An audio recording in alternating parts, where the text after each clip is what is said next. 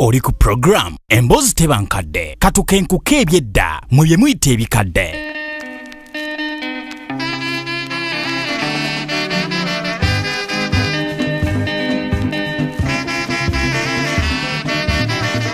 Bw'otunuulira ebyaliwo ku mirembe gya Ssekabaka Kintu ne mutabani we Chwa, tulimu kwebuuza oba ddala bassekabaka bano balina ekibagatta n'abachwezi. Mu byafaayo bya Buganda kirowoozebwa nti Kintu ne Chwa tebaazaawa nga bwe kiri ku bassekabaka abalala, wabula mbu baabula bubuzi olunaku lumu tebaddamu kulabika.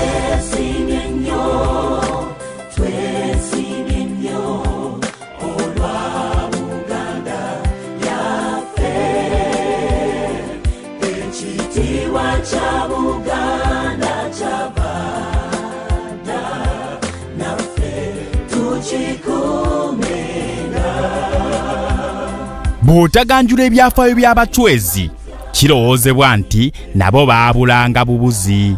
Wakati mu mboozi yaffe eno ejjudde okumanya n'okunoonyereza, katugezeeko okugaziya ebigatta abachwezi, Abanyolo, Abaganda n'Abanyankole. We tunaamaliririza ojja kuba okifunye nti ffe tulina ensibuko y'emu ekitufuula abooluganda.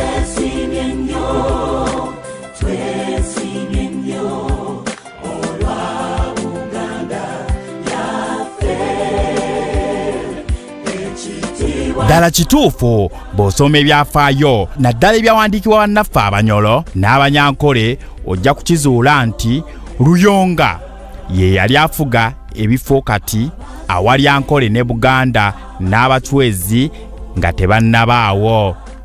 Ndahura omuchwezi ate ye yafuga kati gy'oyita Uganda n'ebitundu bya Tanzania ebimu. Okutunuulira enkizo y'erinnya Bukuku mu byafaayo by'abachwezi, erinnya Bukulu mu byafaayo by'Abaganda naddala Abasese, edda lyatumibwanga Baŋŋonge wabula kati ndiwulira mu Banjovu na Musu. Tulabe n'erinnya Bukuku mu byafaayo bya Bunyolo mu kika ky'Abalanzi, ndowooza mu Buganda kyewandiise eky'Eŋŋonge. Muwala wa Bukuku ayitibwa Nnyina Mwiru, yazaala Ndahura, alowoozebwa nti ye yasooka okufuga abachwezi. Bo Abaganda mu ngero zaabwe Nnyina Mwiru bamulinanga Namuddu.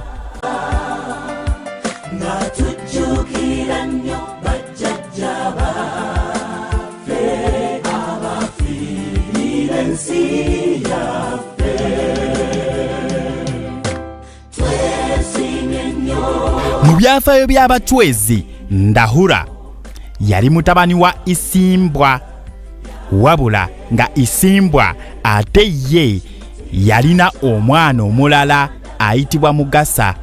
Kyokka mu byafaayo bya Bunyolo balina Mugasa eyali muzzukulu wa Bukuku, wazira mu Buganda ate waliyo Mukasa eyali muzzukulu wa Bukulu. Okusinziira ku byafaayo bya Buganda, Wamala muzzukulu wa Bukulu yagambibwa okuba ensibuko y'ennyanja Wamala eri Essingo.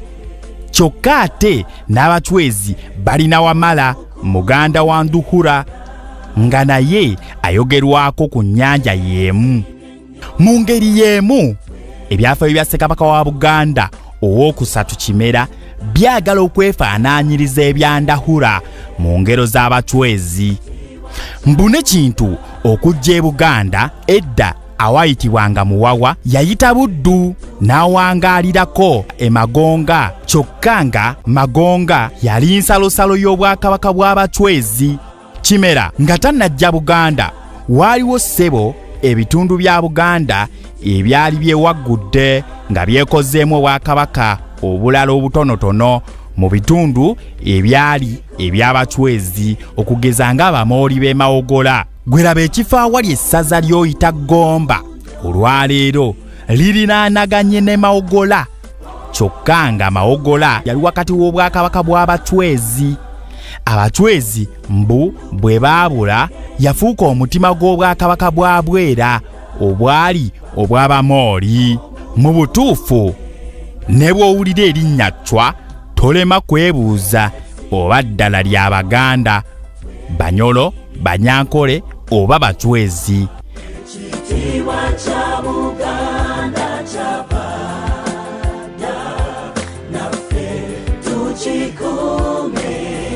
Ddala emboozi teba nkadde.